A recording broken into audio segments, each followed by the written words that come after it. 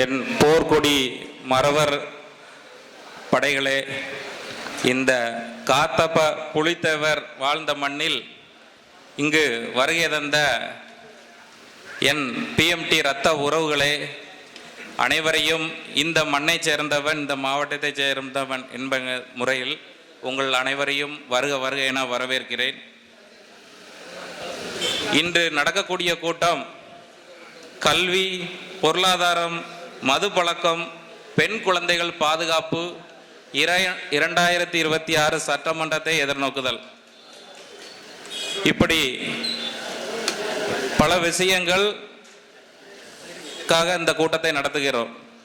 இதில் நாம் என்னெல்லாம் கடைபிடிக்க போகிறோம், இதுவரையில் என்னெல்லாம் நம்ம கடைபிடிச்சிக்கிட்டு வந்தோம், இதுவரையில் என்னென்ன நம்ம சமூகத்துக்கு கிடைச்சிருக்கு, இப்போ என்னென்னத்தை நம்ம இழந்துக்கிட்டு இருக்கோம் அப்படிங்கிறத எல்லாருக்குமே தெரியும், கண்கூடா தெரியும். அரசியலில் அனாதையாக்கப்பட்டு நிற்கும். அடுத்த கட்ட நகர்வை தேடி போகணும்னா ஒரு நல்ல தலைவர் வேணும். யாரை நம்புறதுன்னு தெரியல. இதுவரையில ஏகப்பட்ட தலைவர்கள் நம்ம இடத்துல வந்துட்டு போயிட்டாங்க, இனிமேலும் வருவாங்க.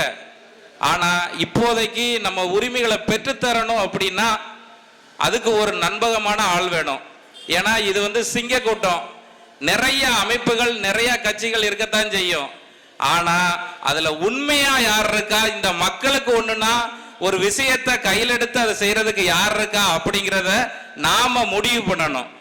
அந்த இடத்துல இதுவரையில நம்ம எவ்வளவோ பிரச்சனைகளை கிராமங்கள்ல பார்த்துக்கிட்டு இருக்கோம். அதுவும் குறிப்பா தென்காசி மாவட்டங்கள்ல ஒரு போன் கால், யார் ஒரு சாதாரண உறுப்பினர் போன் பண்ணாலும் தலைவர் போன் எடுத்து அந்த பதில சொல்லி அதுக்கான தீர்வை அந்த அந்த அதிகாரிகள்கிட்ட பேசி, ஏன் இந்த பிரச்சனை வருது அதை நீங்களே சுமூகமா முடிச்சிருங்கன்னு பேசுற அளவுக்கு ஒரு தலைவர் நமக்கு கிடைச்சிருக்கிறார். அப்ப அந்த தலைவரை நாம தக்க வச்சுக்கிடணும் அப்படின்னா நாம சரியா இருக்கணும். அந்த தலைவர் சொல்லுத வழிகளில் நடக்கணும். அடுத்த சட்டமன்றத்திற்குள்ள ஒரு ஒருங்கிணைப்பை உருவாக்கி தலைவர் சொல்ற வழியில நடக்கணும். அரசியல் அதிகாரத்தை பெறணும். அப்படின்னா மட்டும்தான் நாம அடுத்த வளர்ச்சிக்கு போக முடியும். மன்னர்கள் ஆண்ட பரம்பரை நம்ம தான், ஜமீன் ஆண்ட பரம்பரை நம்ம தான், அரசியலையும் ஆழ்ந்தோம் நம்ம தான். ஆனா இப்போ என்ன நிலைமையில இருக்கோம், அப்போ நமக்கு என்ன செய்யணும்? இப்போ இழந்து நிற்கும், நமக்கு வருமானம் இல்லை, நம்ம வழிநடத்த ஆள் இல்லை அப்படிங்கிறோம். அப்போ எந்த தலைவனை நம்ம தேர்ந்தெடுத்திருக்கோம் அதை உங்க பார்வைக்கே விட்டு விடுறேன். அதுல இந்த வகையில நம் சமூகத்துக்கு கிடைக்கப்பட்ட இந்த தலைவருக்கு அப்புறமும் நிறைய தலைவர்கள் வருவாங்க. ஏன்னா கடந்த எத்தனையோ வருடங்களா ஒவ்வொரு தலைவர்களையும் தாண்டி மறைந்த ஐயா சமூக பாண்டியன் ஐயாவிலிருந்து தொடங்கி இன்னும் பல தலைவர்களை நம்ம பார்த்துட்டோம். இன்னமும் தலைவர்கள் வந்தா கூட இப்போ இருக்க காலத்துக்கு இந்த தலைவரை ஏற்று அதன் வழியில் நடந்தால் நம் சமூகத்துக்கான ஒரு நல்ல வழிகாட்டுதலா இருக்கு என்பதை தெரிவித்துக் கொள்கிறேன். அதுபோக பொருளாதாரம் நம்ம சமூகத்துல ரொம்ப பின்தங்கி இருக்காங்க. இந்த பொருளாதார உதாரணம் இந்த சிவகிரி சிட்டியை நம்ம பார்க்கும்போது கிட்டத்தட்ட அரசலா கேட்கும் போது சொன்னாங்க, இந்த ஊர்ல 18 வார்டு இருக்கு, அதுல 14 வார்டுல தேவமாறு தான் மெஜாரிட்டியா இருக்கும் அப்படின்னு. 14 வார்டுல இருக்கீங்க. இந்த சிட்டில இந்த ஊருக்கு ஒரு மார்க்கெட் வேணும், ஒரு பெரிய அளவுல காய்கறி மார்க்கெட் வேணும், ஒரு வணிக தளம் வேணும். இதுவரையில யார் யார் என்னென்ன தொழில் பண்றீங்க, இந்த ஏரியால அதிகம் எனக்கு தெரிஞ்சு தென்னைகள் அதிகம் இருக்கு, யார் யார் எக்ஸ்போர்ட் பண்றீங்க அப்படிங்கிற விவரத்தெல்லாம் நீங்க சேகரிக்கணும். உங்க பகுதியில, நம்ம பகுதியில இருக்கக்கூடிய பொருட்களை வச்சு நீங்க வணிகத்தை மேம்படுத்துங்க. எங்கேயோ இருந்து நம்ம சென்னை, வேற மாநிலங்கள், அதுக்கப்புறம் வெளிநாடுகள் போய் வேலையெல்லாம் பார்க்கிறோம். அத்தனையுமே இருந்தாலும் தன் ஊர்ல இருந்து ஒரு தொழில் பண்ணும் போதே அதே ஒரு கெத்து தான். அந்த கெத்தையா இந்த சிட்டி மக்கள் இன்னும் செய்யல. நம்ம மெஜாரிட்டியா இருக்கக்கூடிய இந்த நகரத்துல ஏன் இன்னும் நீங்க கொண்டு வரல?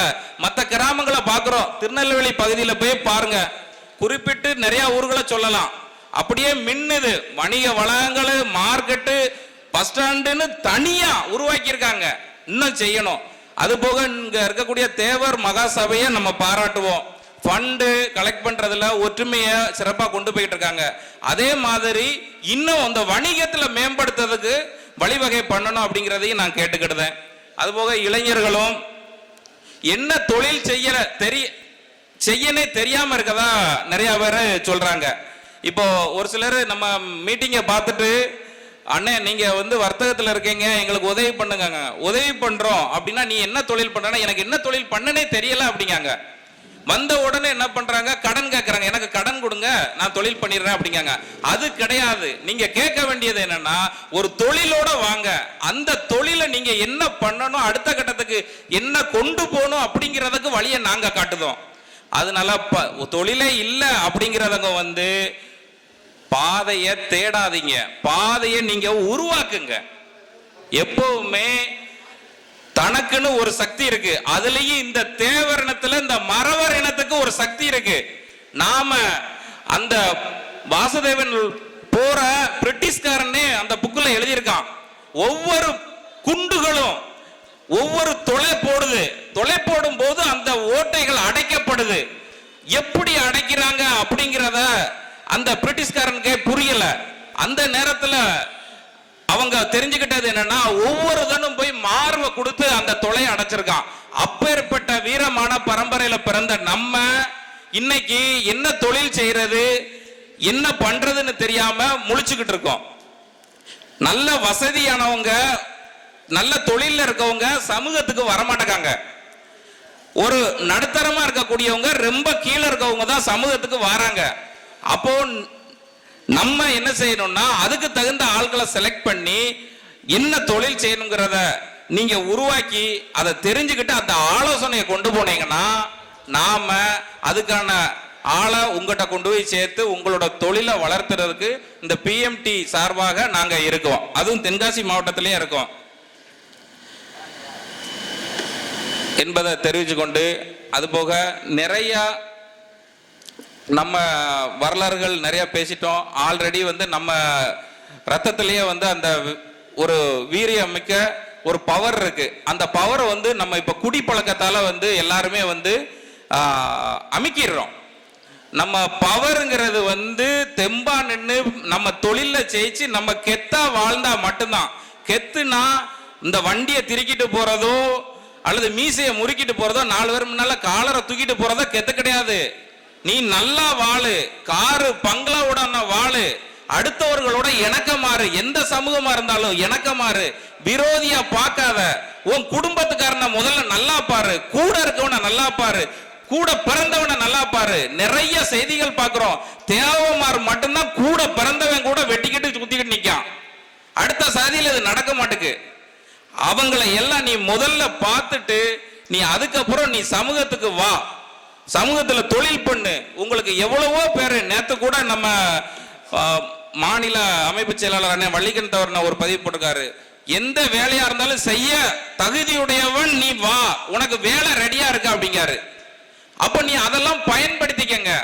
எந்த வேலை, அதாவது நான் சொல்றது படிக்காம இருக்கவங்களுக்கு, படிச்சுட்டு இருக்கவங்க அதிகாரி ஆயிருங்க. எப்பவுமே நேத்து காவல்துறையிட்ட பேசும்போது அந்த சைடு நடத்துங்க கூட்டத்தை அப்படின்னு சொல்லியிருந்தாங்கன்னு சொன்னாங்க. அதுல ஒரு ஆள் குரூப்ல நம்ம அண்ணன் தான் சொல்லியிருந்தாப்புல, காவல்துறை ஏன் நம்மளை அடக்குமுறை பண்ணுது? காவல்துறை நம்ம அடக்குமுறை பண்ணல, அதுக்குள்ள அதிகாரிகள் மேல பிரஷர் இருக்கும். இப்படி ஒரு கூட்டம் நடக்குது, இங்க எதுவும் பிரச்சனை வருமா, என்ன வரும் அப்படிங்கிறத அவங்க பதில் சொல்லணும். அப்போ நம்ம என்ன செய்யணும், அதிகாரி ஆகணும். அப்போ அதிகாரத்தில் இருக்கக்கூடிய பவர் ஆகணும். அந்த நேரத்தில் மன்னர் ஆர்டர் கொடுத்தாங்க, அதுக்கப்புறம் ஜமீன் ஆர்டர் கொடுத்தாங்க, இப்ப அரசாங்கத்தில் வாழ்ற ஆள ஆர்டர் கொடுத்தாங்க. அப்ப அரசாங்கத்தை கேள்வி வைக்கணும்னா அதுக்கான ஆளை நம்ம உருவாக்கணுமே தவிர கீழே இருக்கக்கூடிய அதிகாரிகள்ட்ட நாம சண்டையோ சத்திரமோ போடக்கூடாது என்பதை தெரிவித்துக் கொண்டு, அடுத்த சட்டமன்றத்துக்கு இந்த சங்கரங்கோவில் இந்த வாசுதேவநல்லூர் தொகுதி தனி தொகுதியா இருக்கு. அது சுழற்சி முறையில நம்ம மாவட்டம் பிரிச்சதுனால கண்டிப்பா 100% பொது தொகுதியா மாறும். இங்க இருக்கக்கூடிய ஓட்டு நம்ம தான் அதிகமா இருக்கும். இந்த 2 தொகுதி நீங்க கணக்கெடுத்து பார்த்தா இருக்கும். அப்போ வெறி கொண்டு இருக்கும். அடுத்த சட்டமன்ற உறுப்பினரை நம்ம அண்ணனை தேர்ந்தெடுத்து அனுப்புவதற்கான முயற்சியில இறங்கணும், அல்லது அவர் சொல்ற வழியை காட்டணும். அப்பதான் அவர் அதிகாரி மட்டத்துல, அரசியல் மட்டத்துல இருந்து குரல் கொடுக்க முடியும். அப்போ நீங்க நினைச்ச இடத்துல எல்லாம் கூட்டம் போட முடியும், உங்களோட உரிமையை கேட்க முடியும் என்பதை கேட்டு சொல்லி விடைபெற. நன்றி, வணக்கம். மிக அருமையாக உரையாற்றிய